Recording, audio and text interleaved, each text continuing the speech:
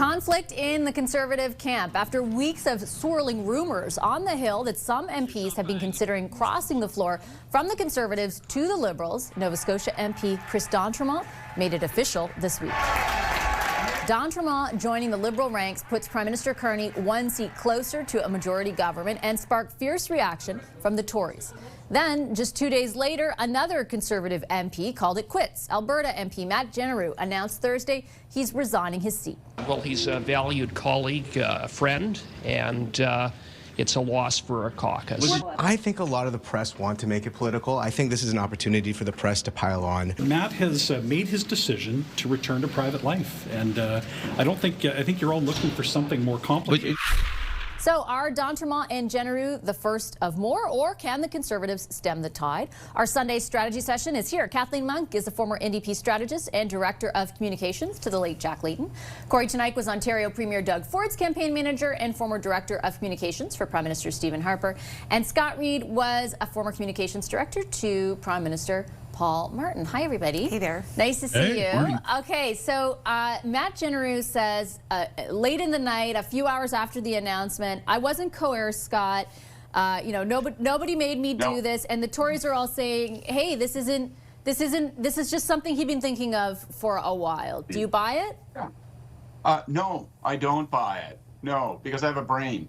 Come on, this is in the week of the budget, a confidence vote for Carney. This whole week was supposed to be a massive, challenging test for the government, and it's turned into a week of chaos within the Conservative caucus. You know, you've lost Pierre Poilievre has got MPs flying off like wild geese in winter, and sure, each one of them has a different argument, but you know, this is a real challenge, and it raises real questions about Poilievre's leadership. You know, you lose the election, you lose your own riding, now you're losing members of parliament from your caucus, and the threat looms that you could actually lose the minority status in parliament, hand Mark Carney a majority.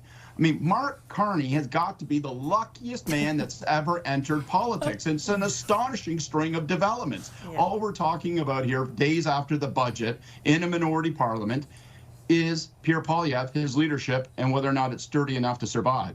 It's staggering. So they think that's nothing we're talking about, nothing to see there. God help them, because it's there's not just smoke, there's fire. Was it a bad week for Poilievre, Kory?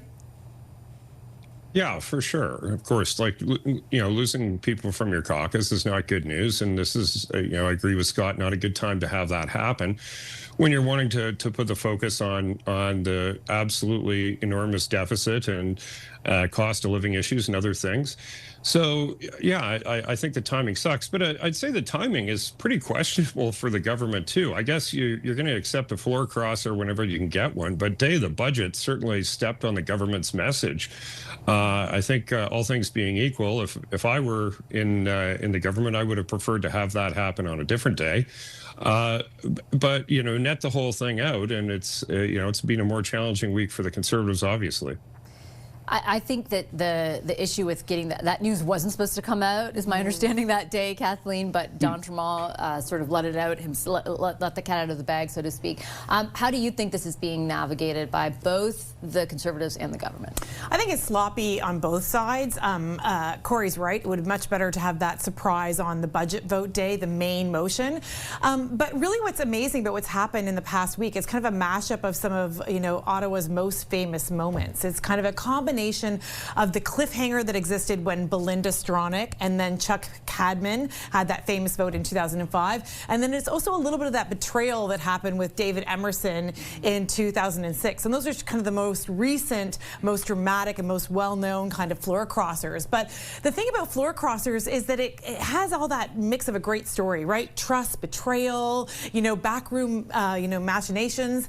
And even like the statements by Matt Jeneroux, it kind of feels like, blink twice, Matt, if the comms director for the Conservatives are standing in the back corner. It's terrifying to see this play out in real time, but what it really has is real implications for Pierre Poilievre's leadership. He's been on his back foot since Thanksgiving, since his comments around the RCMP, and you got to wonder how this is impacting his leadership overall and just how long this will be drawn out. Yeah, I don't get the impression that Pierre Poilievre, Scott, is someone who's going to say like, oh, you know what, maybe my time is up. Like I get the impression that it will be a while before any kind of concession like that ever came about. What will you be watching for as far as how this thing unfolds and how he navigates it?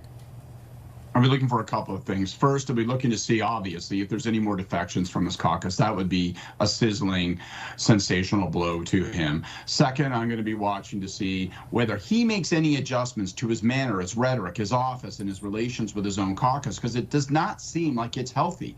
And, rumors are rife of, carrot and stick and stick and stick being applied to keep those caucus members in place and in line. We see, members releasing hostage videos. I'm just fine, blink, blink, all is well. Love it here. So I'll be watching to see if he makes any adjustments to make caucus feel a little more comfortable, give them some reassurance. And then finally, I'm going to be watching to see if anyone starts to organize in a serious way against him. There are conservatives who are disaffected across the country. I don't think they have the muscle or the might to take him on in this leadership review. I think he owns that membership. He sold hundreds of thousands of memberships, don't forget. But somebody might take a run at him, and if they do, that could weaken him. I have very, distinct memories of living, Kory, through the end of the last two conservative leaders alongside you. I remember so many of your comments during that time, so I imagine those memories are pretty distinct for you as well. If you look at what's unfolding now, how does it stack up, or against the sort of historical context of the last few times?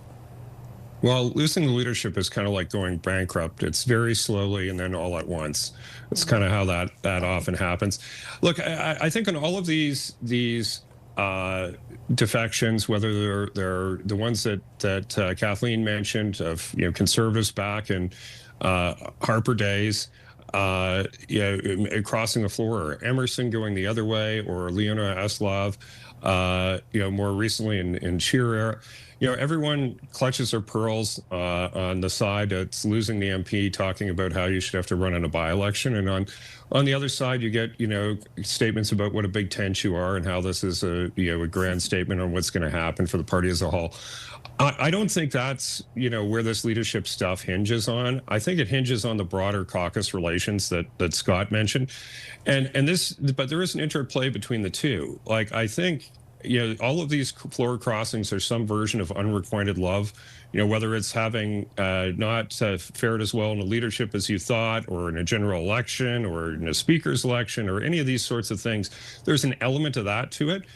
But the way to meet that is, isn't to take out a baseball bat and beat the living heck out of anyone you think might be considering leaving. That's a good way to push them out the door, in my experience, and we'll see whether they've learned from that. Last word to you, Kathleen. Yeah, I buy what Kory's saying. I think that you attract more bees with honey than vinegar, and it would do Pierre Poilievre very well to actually do more outreach or a charm offensive with his caucus if he hopes to hold on to the remaining members all the way through to 2026. But I disagree with him on one point. I do think that floor crossing, especially so close to an election, 6 months away, does breed cynicism in voters. And Peter Stauffer, an old New Democratic MP many years ago, in 2006, actually, following the Belinda Stronach thing, actually introduced a bill, and introduced it many, many, many times since after that, about that there shouldn't be floor crossers without some kind of a by-election, especially when it's so close to an election like this one that just happened. Okay, I got to leave it on that note. Thanks, everyone. Appreciate it. Our Sunday strategy session. Scott Reid, Kory Teneycke, and Kathleen Monk. When we come back, relationship reset. Prime Minister Mark Carney says Canada's relationship with China is at a turning point after years of strain, but the Canadian detained for more than 1,000 days by China, Michael Kovrig, is urging caution. He'll be here after a short break.